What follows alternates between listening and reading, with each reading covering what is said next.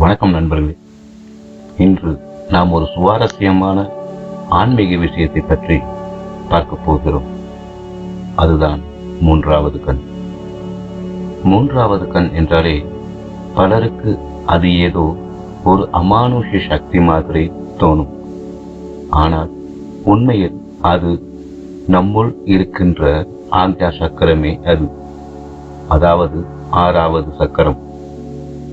இன்றைய வீடியோவில் மூன்றாவது கண் என்றால் என்ன, அதனால் கிடைக்கும் நன்மைகள், அதை எப்படி செயல்படுத்தலாம் என்பதை விரிவாக பார்ப்போம்.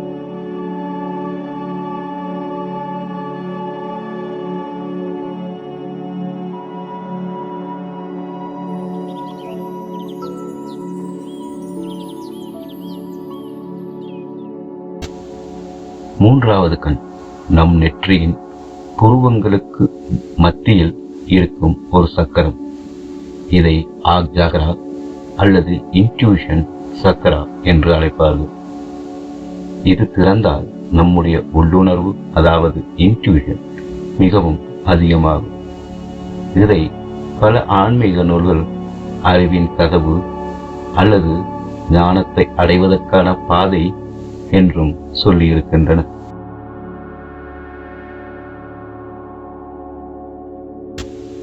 இப்போது மூன்றாவது கண்ணை திறந்தால் என்ன நன்மைகள் கிடைக்கும் என்று பார்ப்போம். உள்ளுணர்வு அதிகரிக்கும். எது சரி எது தவறு என்பதை உடனே புரிந்து கொள்ள முடியும்.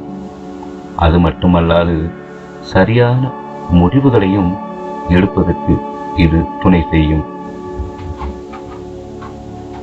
மன அமைதி கிடைக்கும். பயம், கவலை, கோபம் ஆகியவற்றை குறைக்கும். ஆழ்ந்த தியானம் செய்ய முடியும். தியானத்தில் தெளிவு, ஒளி அனுபவம் என்பன மேம்படும். ஆன்மீக வளர்ச்சி. வாழ்க்கையின் உண்மையான அர்த்தத்தை புரிந்து கொள்ள முடியும்.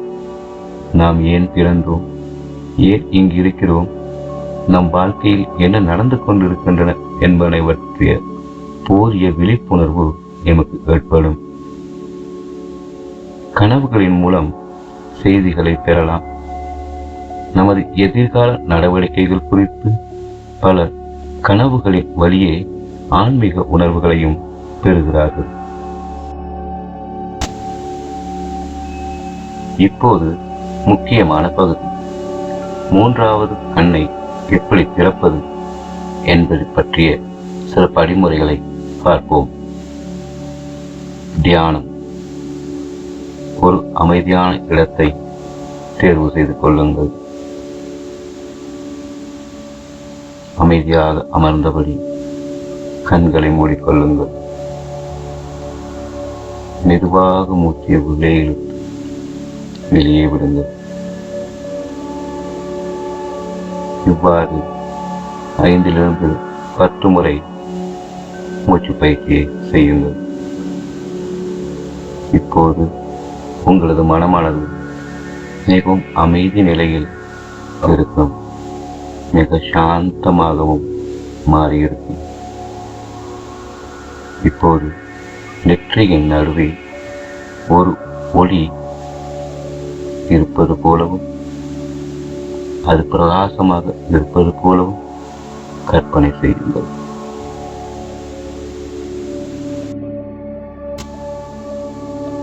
மந்திர ஜெபம்.